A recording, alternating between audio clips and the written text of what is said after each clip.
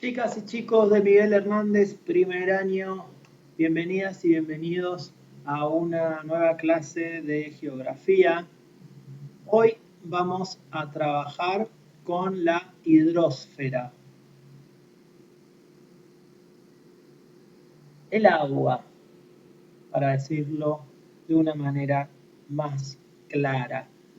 La hidrosfera tiene que ver con los océanos, los mares, los ríos, los lagos, es decir, todos los cursos de agua que se presentan en el planeta Tierra. Bueno, nuestra Tierra, la superficie de nuestra Tierra está mayormente ocupada por agua, ¿sí? Está cubierta de agua. El 71% de la superficie terrestre eh, está, digamos, cubierta por agua. Eh, El agua se puede encontrar en distintos estados. Se puede encontrar en estado líquido, que es el más común. Se puede encontrar en estado sólido, que es, digamos, cuando se congela. Y se puede encontrar en el estado gaseoso, ¿sí? Cuando se evapora, cuando se convierte en un gas. Bueno, el 71% entonces de la Tierra está cubierta de agua, entonces no deberíamos tener ningún problema y la podríamos usar tranquilamente porque, bueno, porque es el 71% de la Tierra. No. ¿Por qué? Porque el 97% de esa agua es salada. El 97% de esa agua pertenece a los océanos y a los mares. Es decir, que esa agua no es apta para el consumo humano, ¿sí? Solamente el 3% del agua de la Tierra es apta para el consumo humano, ¿sí? Y de ese 3%, además, tampoco es tan sencillo, porque de ese 3%, la mayor parte del agua se encuentra en los polos, congelada en los glaciares, o es agua subterránea. Ahora vamos a verlo con este esquema que tengo acá, que son las aguas subterráneas. Con lo cual, una proporción muy pequeña del agua presente en el planeta Tierra es de fácil acceso, ¿sí? Lo que sí podríamos, o sea que, bueno, de una gran cantidad de agua que tiene el planeta, hay una muy poquita cantidad que es potable y una menor cantidad que es de fácil acceso. Lo que tenemos entonces, el agua más accesible, pertenece a los ríos, por ejemplo, y es un recurso natural renovable, es decir, que se vuelve a generar con la propia acción de la naturaleza. Bien, hablemos un poco de los distintos lugares de la Tierra donde se puede encontrar agua. Lo primero que tenemos son los océanos y mares, ¿sí? ¿Ustedes saben la diferencia entre el mar y el océano? ¿Es lo mismo? Los dos tienen agua salada, los dos son grandes extensiones de agua. Bueno, voy a explicar un poco. Los océanos son mucho más grandes que los mares y son también más profundos, ¿sí? Los mares son las masas de agua salada que se encuentran más cerca del continente. Por eso, digamos, a 200 millas marinas de la costa argentina, en toda su extensión, en la parte oriental, se llama mar argentino. Pero si vos avanzás, ya entrás al océano, ya entrás a las aguas que son internacionales, porque el mar argentino lo vamos a ver con un poco más de detalle el año que viene. El mar argentino es parte del territorio argentino, pero si seguís avanzando ya estás en el océano y ese territorio es internacional, no es de nadie, ¿sí? Bueno, dentro de los mares, es decir, la masa de agua salada que está cerca de los continentes, podemos encontrar dos tipos de mares, los mares abiertos y los mares cerrados. El mar argentino, por ejemplo, es un mar Y ustedes responden abierto, por supuesto, porque directamente se conecta con el océano. Después hay mares que son cerrados, ¿sí? Que todo a su alrededor tienen tierra.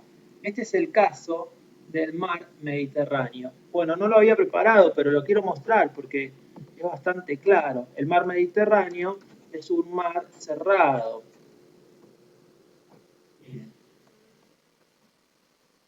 Es un mar cerrado. ¿Por qué? Porque está todo rodeado por continentes. ¿Lo ven acá? ¿Lo ven? Está rodeado. Está rodeado el mar Mediterráneo, acá lo tenemos, Mediterranean Sea.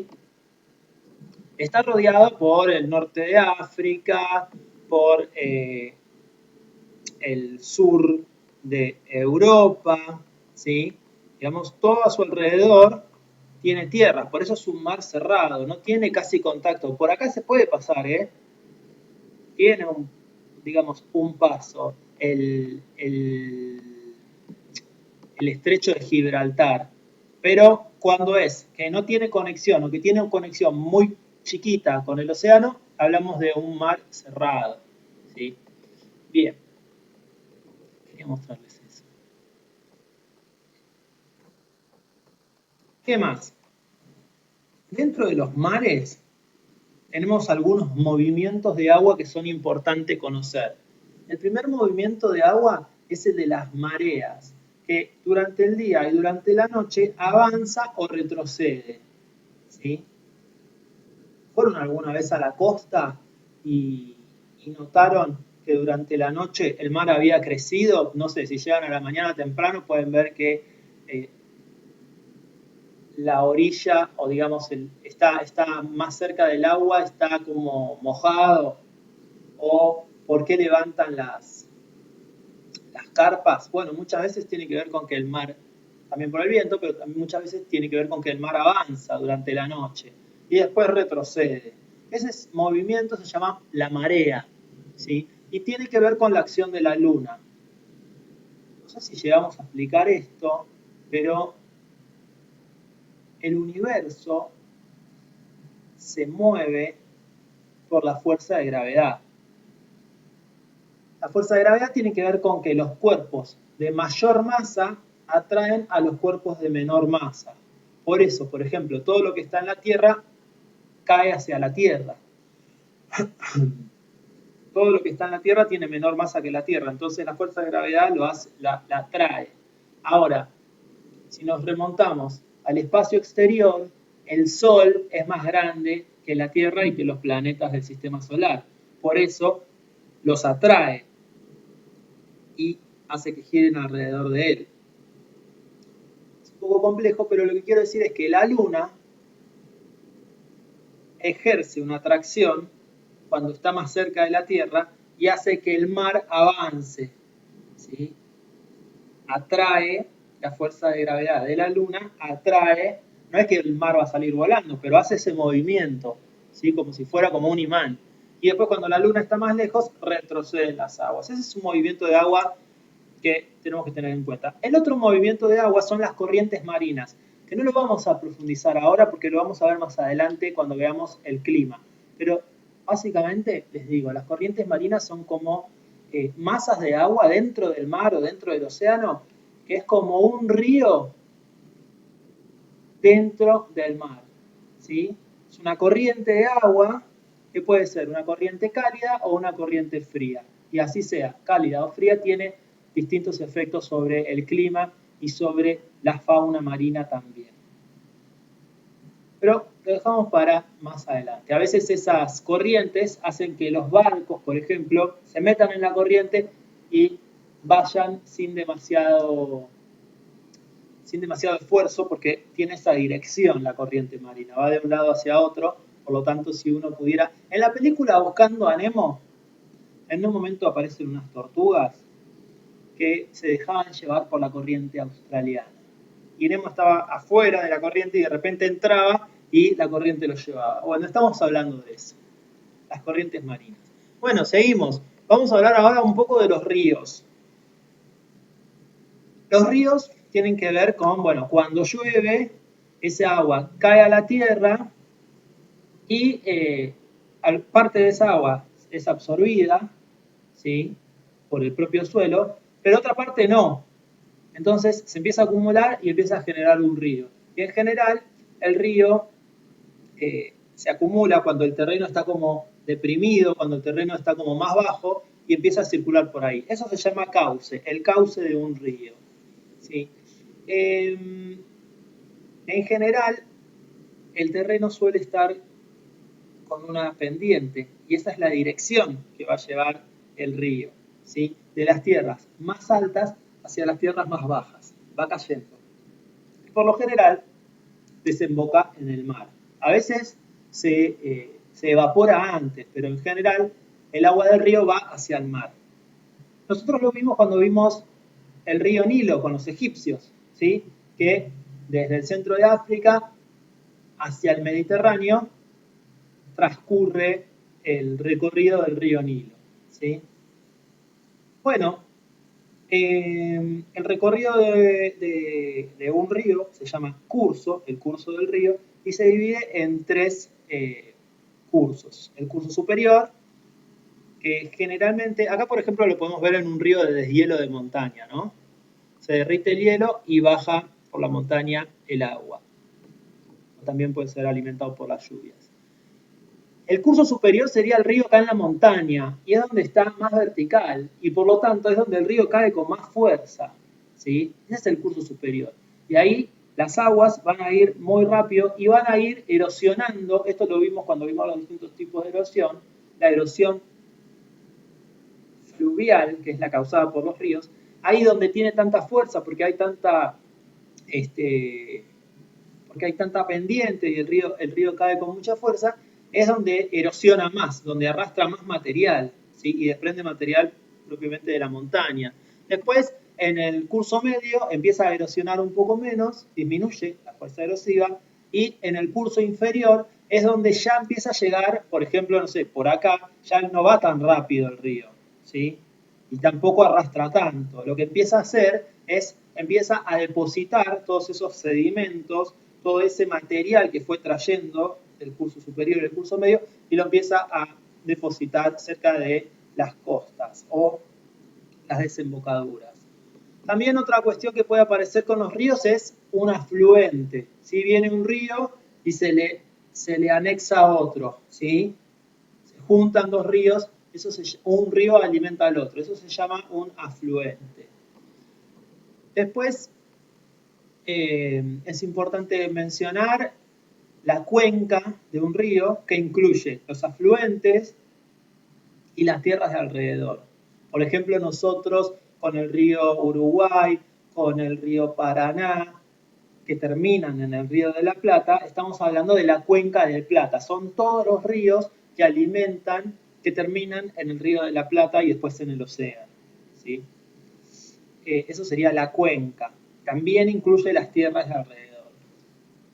Por último, quiero hablarles de este dibujo que lo que muestra es el ciclo del agua. Habíamos dicho que el agua es un recurso que hay que cuidar mucho porque solamente un 3% es agua dulce y de ese 3% hay una proporción muy pequeña que es de fácil acceso, entonces hay lugares donde tienen poca agua, ¿sí?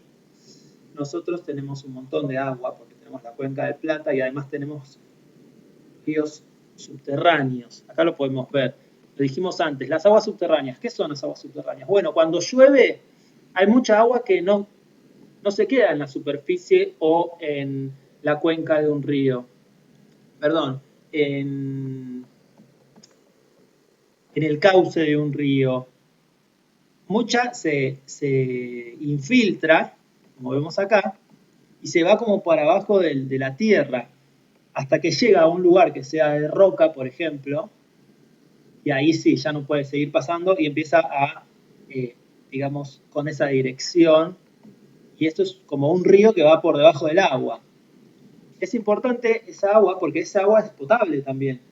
Si no, salvo que esté el suelo contaminado y por esa infiltración tome esa contaminación, esa agua es perfectamente potable, con lo cual es muy importante. Y nosotros tenemos tanto ríos con ríos que están en la superficie terrestre y tenemos ríos subterráneos, ¿sí? Con lo cual, bueno, lo que se llama el acuífero guaraní, que tiene todos esos ríos y también las aguas subterráneas. Pero de todos modos hay que cuidar el agua, hay que ser conscientes con eso, porque hay muchos lugares donde no hay agua, ¿sí? Bueno, pero vamos a ver cómo es el ciclo del agua. ¿Cómo es el ciclo del agua? Voy a explicar. Podemos empezar por cualquier lado, porque es un círculo. Yo voy a empezar por acá. Supongamos que esto es un mar, ¿no? Porque me parece interesante explicar esto.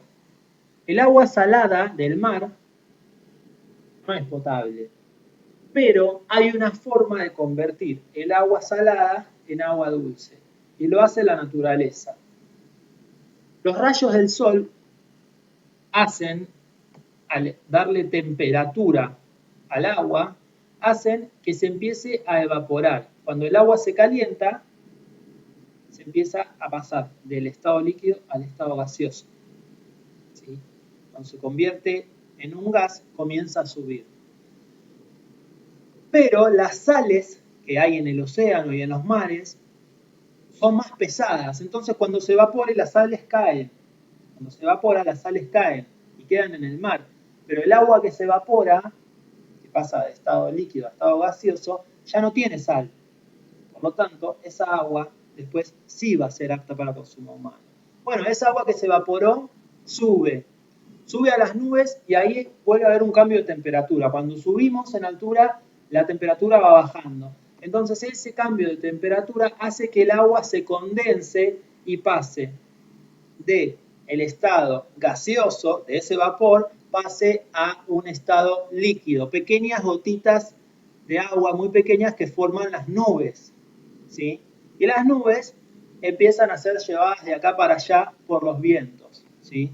Por ejemplo, acá el viento la lleva hacia el continente y cuando la nube ya está muy cargada de agua, empieza a llover. Y esa agua vuelve a la tierra como agua dulce. Alimenta los ríos bajan por las montañas, alguna parte del agua se infiltra y baja por un agua subterránea y el ciclo vuelve a comenzar. Es interesante pensar esto porque, por ejemplo, hay algunos lugares, digo, ya sabemos entonces cómo convertir agua salada en agua dulce. Hay algunos lugares, por ejemplo, en Medio Oriente, en Abu Dhabi, son lugares, zonas que tienen un montón de petróleo, ¿sí? Pero son desiertos, no tienen agua. Entonces lo que hicieron ahí en Abu Dhabi fue generar unas plantas de energía gigantes en las cuales a través del petróleo, de la energía producida por el petróleo, calientan un montón de agua salada, agua que toman del mar, porque el mar sí lo tienen, y transforman, reproduciendo el ciclo del agua, es decir, calientan ese agua, toman el vapor, lo condensan y ya tienen agua dulce, ¿sí? Hacen lo mismo que hace la naturaleza. Pero bueno, eso lleva un costo ambiental importante porque consumen un montón de petróleo, que es un recurso natural no renovable y que se está acabando, como vimos en la primera clase, me parece que tuvimos, hablamos sobre los recursos naturales, o sea que el petróleo debería usarse menos, debería usarse para menos cosas, ¿sí? Para poder conservarlo. Y además el petróleo genera contaminación, que ya lo vamos a ver más adelante. Pero bueno, resolvieron la falta de agua utilizando petróleo. Bueno, chicas y chicos, eso fue todo. Voy a dejarles alguna consigna en la descripción del video y nos vemos la próxima clase.